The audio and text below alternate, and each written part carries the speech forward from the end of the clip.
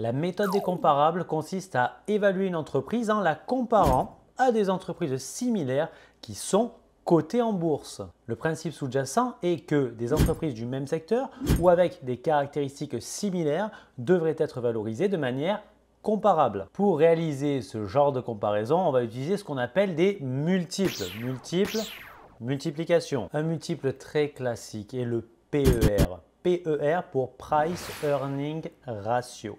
C'est le ratio entre le prix de l'action et le bénéfice par action. Un autre ratio très souvent utilisé est le Enterprise Value divisé par EBITDA. Wow. Qu'est-ce que c'est ça? L'Enterprise Value, c'est simplement la valeur de l'entreprise en bourse. Et alors, l'EBITDA, c'est quoi? En gros, pour faire simple, c'est le résultat comptable auquel on n'a pas encore enlevé les intérêts, les impôts, les dépréciations et les amortissements. Donc, c'est un genre de résultat intermédiaire en comptabilité. On peut faire le ratio entre ces deux valeurs. Enfin, un autre multiple très classique est le Price to Book Ratio, qui consiste à prendre la valeur de l'entreprise en bourse et à diviser cette valeur par la valeur des capitaux propres dans la comptabilité, donc dans votre dernier bilan comptable. Pour commencer cette méthode, ce calcul, il faut tout d'abord sélectionner les entreprises comparables qui sont cotées en bourse. Identifier un groupe d'entreprises cotées en bourse qui opèrent dans le même secteur ou bien qui partagent des caractéristiques similaires. Similaires bien entendu à l'entreprise cible comme la taille, le marché, la structure des coûts, etc. Les entreprises utilisées pour réaliser cette comparaison doivent être suffisamment proches de la cible en termes de structure de coûts, marge et croissance, très important. Ensuite, on calcule ces fameux multiples. Imaginons que nous trouvions une trentaine d'entreprises comparables. Pour chaque entreprise, on calcule les multiples financiers à partir des données disponibles. Par exemple, pour les 30 entreprises, vous disposez de l'information suivante, le Price to Book Ratio. Vous vous rappelez, la valeur de l'entreprise divisée par les capitaux propres en comptabilité. On a donc calculé ce ratio pour chacune des 30 entreprises. On décide de prendre une moyenne ou bien une médiane. Ça dépendra fortement de la structure de vos données. Au final, on trouve un chiffre. C'est le fameux multiple.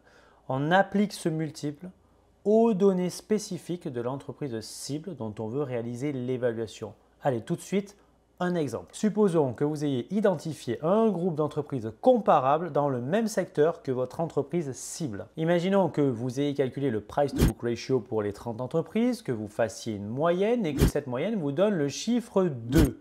Autrement dit, 2 fois. 2 fois quoi? Rappelez-vous, le Price to Book Ratio, c'est la valeur de l'entreprise divisée par la valeur des capitaux propres en comptabilité. Donc 2, ça voudrait dire qu'en moyenne, dans votre échantillon de 30 entreprises, la valeur des entreprises comparée à celle des capitaux propres est 2 fois plus élevée.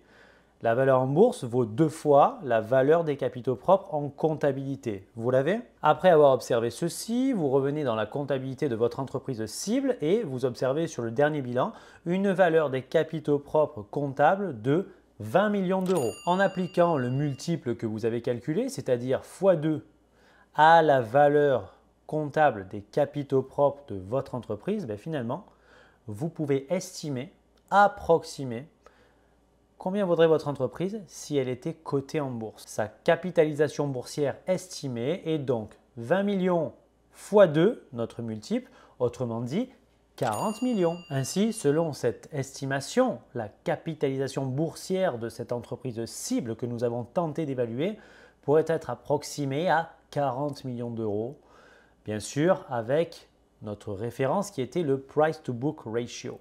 À noter que vous pouvez faire des estimations comparables avec plusieurs ratios différents, comme par exemple ceux que nous avons présentés au début de cette vidéo. Souvenez-vous également que la capitalisation boursière, c'est la valeur d'une entreprise cotée en bourse et que cette valeur est le reflet actuel observable aujourd'hui des anticipations futures, des flux futurs qui seront générés par l'entreprise. Ceci vous ramène à la vidéo sur les discounted cash flow qui vous permettra de comprendre le concept d'une entreprise dont la valeur est orientée vers le futur. Notons quelques avantages et inconvénients de cette méthode des comparables. Commençons par les avantages. C'est une méthode qui est assez simple à mettre en œuvre finalement, à condition bien sûr de disposer de données financières qualitatives. Un autre avantage est bien sûr l'alignement sur le marché. Cette méthode reflète la valorisation des entreprises de votre secteur. Passons à présent aux inconvénients et mentionnons tout de suite la difficulté à trouver des entreprises comparables parfaites. Les entreprises peuvent différer sur des aspects clés comme la croissance, la rentabilité, la structure de leur capital. Est-ce qu'elles sont plus ou moins endettées, fortement, légèrement? Tout ceci rend les comparaisons imparfaites. Un autre inconvénient de taille est la volatilité des marchés. Pourquoi? Rappelez-vous dans l'exemple du Price to Book Ratio, qui était notre multiple de l'exemple précédent. On prend la valeur de l'entreprise qu'on divise par la valeur des capitaux propres en comptabilité. Mais la valeur de l'entreprise, c'est la valeur de l'entreprise en bourse. Et vous n'êtes pas sans savoir que cette valeur est très fluctuante au fil du temps et qu'on peut par exemple tomber dans un moment de forte détresse ou au contraire dans un optimisme général du marché qui fait que cette valeur peut être plus haute que ces valeurs habituelles ou bien plus basses et ça peut fortement influencer votre résultat du multiple et finalement influencer votre évaluation d'entreprise. Par exemple, dans une période fortement optimiste dans laquelle toutes les entreprises prendraient 4% de valeur soudainement suite à une bonne nouvelle pas encore totalement justifiée, vous pouvez imaginer que votre ratio va changer de valeur, notamment la valeur de l'entreprise qui se trouve en haut au numérateur sera beaucoup plus élevée que ce qu'elle devrait être et finalement, quand vous allez utiliser ce multiple et l'appliquer à votre entreprise cible, vous allez obtenir une valeur potentiellement exagérée à la hausse. Enfin, pensez à l'ignorance des particularités internes de l'entreprise. Et oui, notons-le, remarquons-le, cette méthode ne tient pas compte des particularités spécifiques de votre entreprise cible. Vous vous comparez à des entreprises qui vous ressemblent, mais peut-être que vous possédez en interne une technologie, un avantage compétitif qui finalement ne seront pas bien représentés dans cette comparaison au secteur.